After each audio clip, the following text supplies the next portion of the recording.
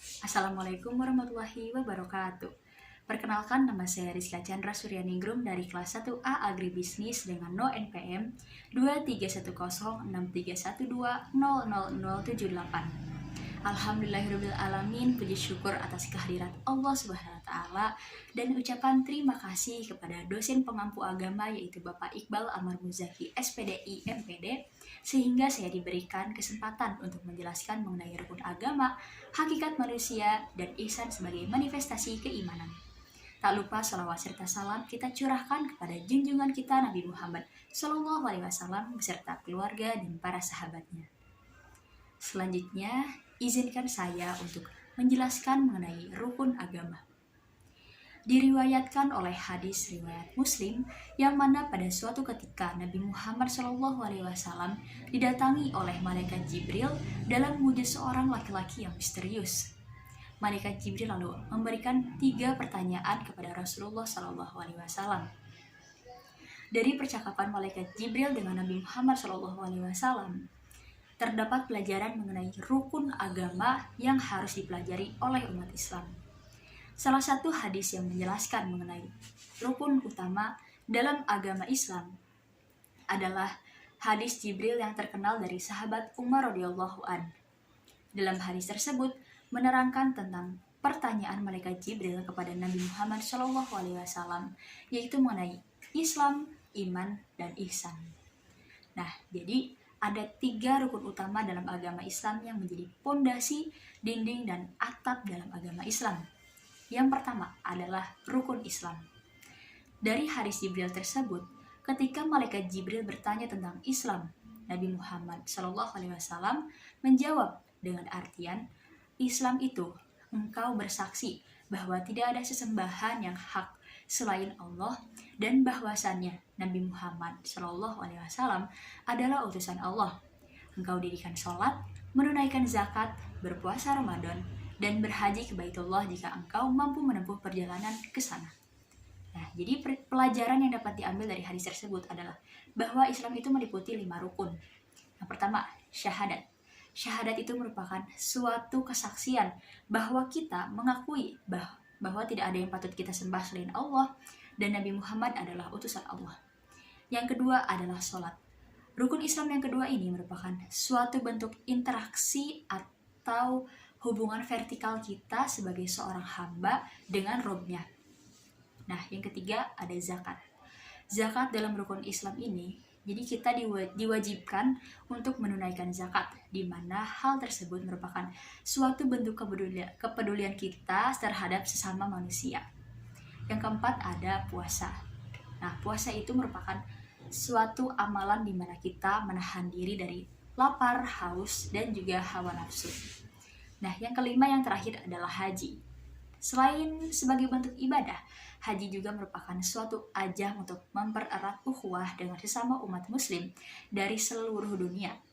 Rukun Islam yang terakhir ini dilaksanakan bagi umat Islam yang mampu. Nah, rukun agama yang selanjutnya yaitu rukun iman.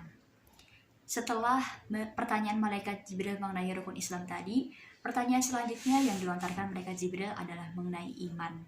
Maka Rasulullah SAW pun bersabda yang artinya, iman itu ketika engkau beriman kepada Allah, para malaikatnya, kitab-kitabnya, para rasulnya, dan hari akhir, dan engkau beriman terhadap qada dan qadar, baik yang buruk maupun yang baik. Jadi iman merupakan keyakinan dalam hati yang diucapkan melalui lisan dan diwujudkan dalam amal perbuatan, seperti yang telah diajarkan Nabi Muhammad SAW dalam hadis tadi, bahwa iman dijabarkan dalam 6 rukun. Adapun urutan dari rukun iman itu yaitu 1. Iman kepada Allah, iman kepada malaikat, iman kepada kitab, iman kepada nabi dan rasul, iman kepada hari akhir, dan yang terakhir iman kepada qada dan qadar. Nah, keenam rukun iman tersebut merupakan bentuk amal batiniah sebagai wujud pengakuan terhadap kebesaran Allah Subhanahu wa Ta'ala. Ketika sudah tertanam rukun iman dalam hati kita, insya Allah kita akan senantiasa untuk menjalani kehidupan sesuai dengan aturan Allah yang pada akhirnya tentunya akan membawa kita ke arah yang baik. Nah, yang terakhir dari rukun agama ada yaitu rukun ihsan. Nah, ihsan ini merupakan cara bagaimana seharusnya kita menjalankan ibadah kepada Allah Subhanahu wa taala.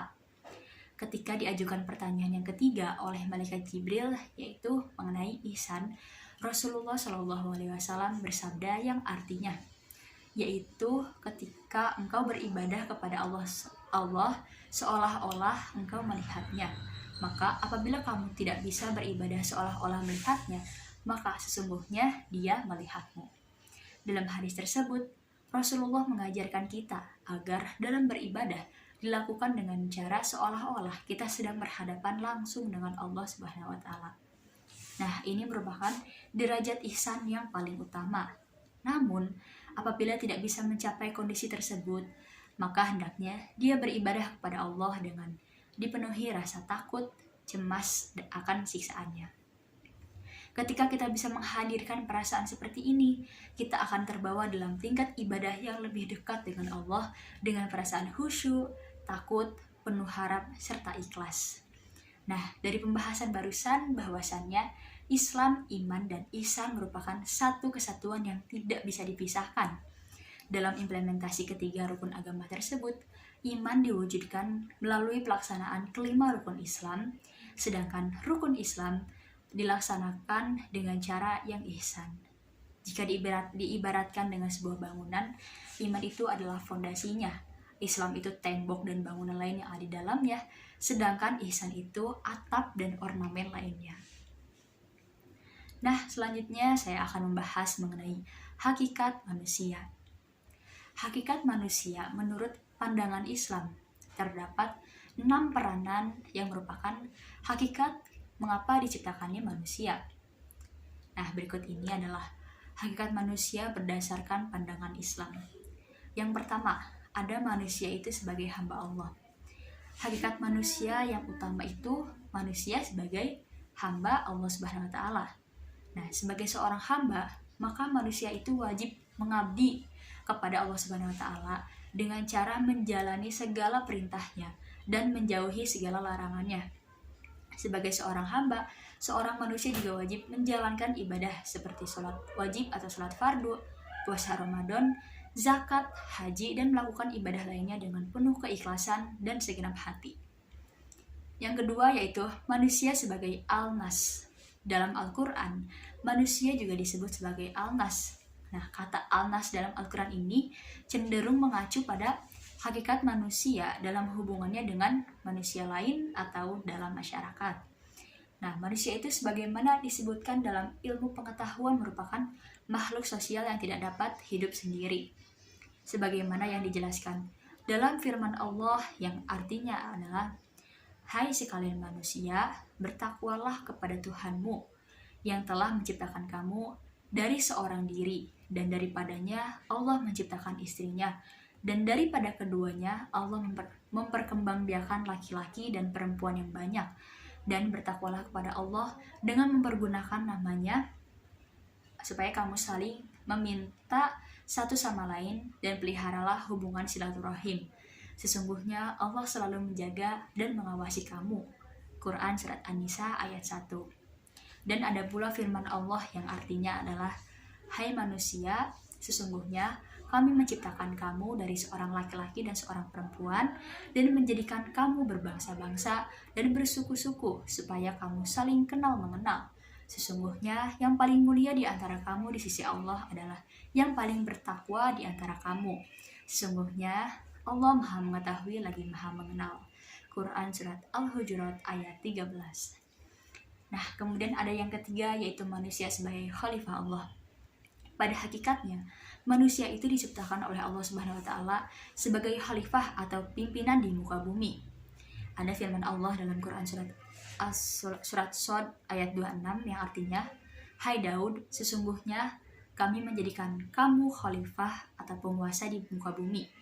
Maka berilah keputusan di antara manusia dengan adil, dan janganlah kamu mengikuti hawa nafsu, karena ia akan menyesatkan kamu dari jalan Allah."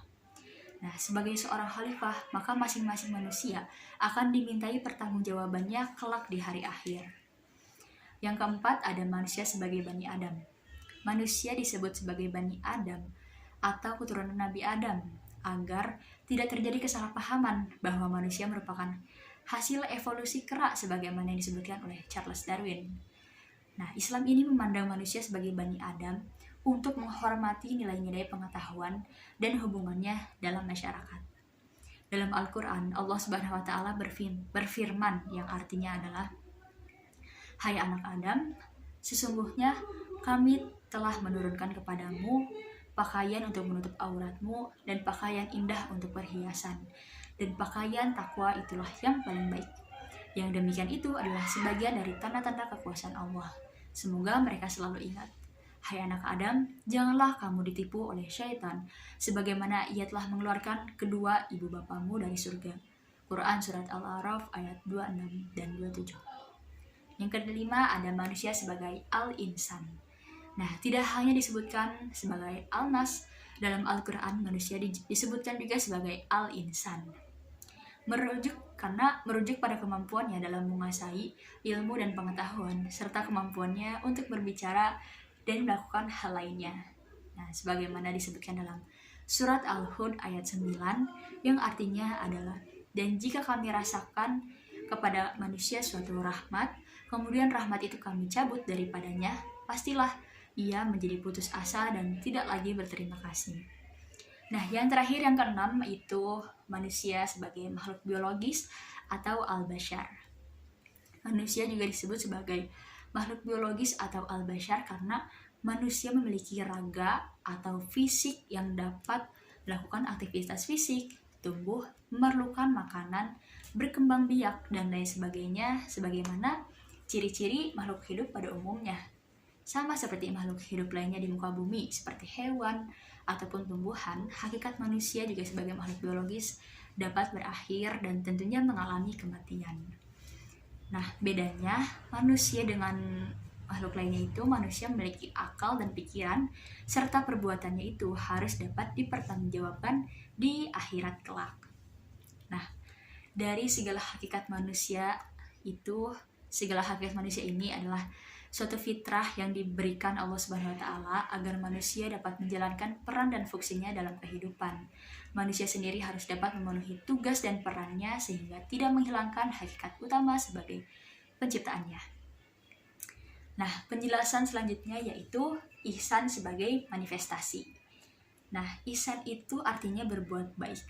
Jadi orang yang ihsan itu berarti orang yang berbuat baik.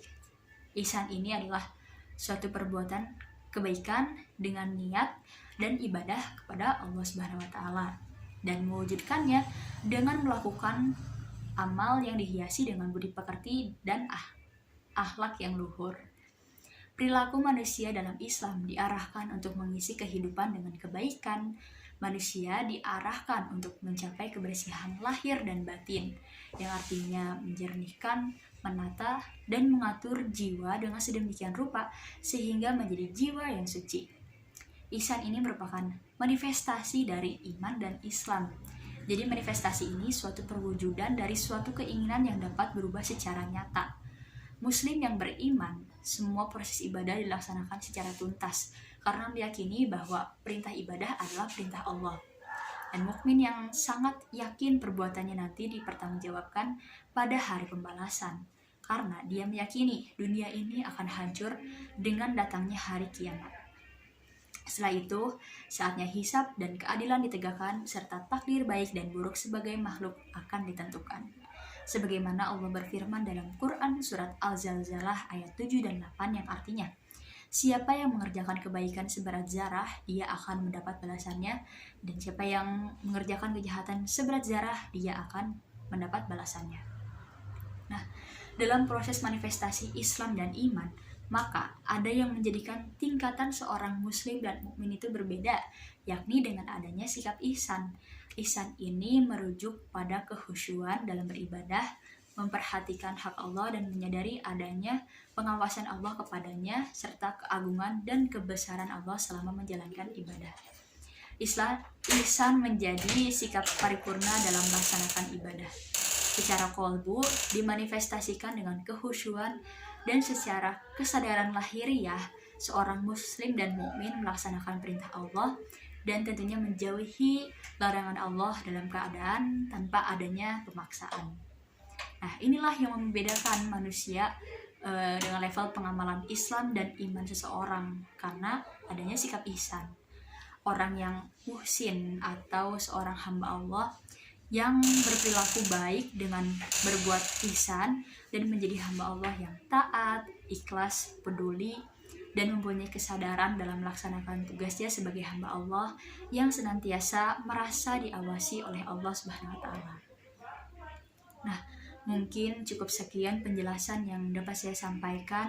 Semoga bisa bermanfaat bagi kita semua. Mohon maaf atas kesalahan-kesalahan kata atau yang tidak berkenan. Terima kasih atas perhatiannya. Wassalamualaikum warahmatullahi wabarakatuh.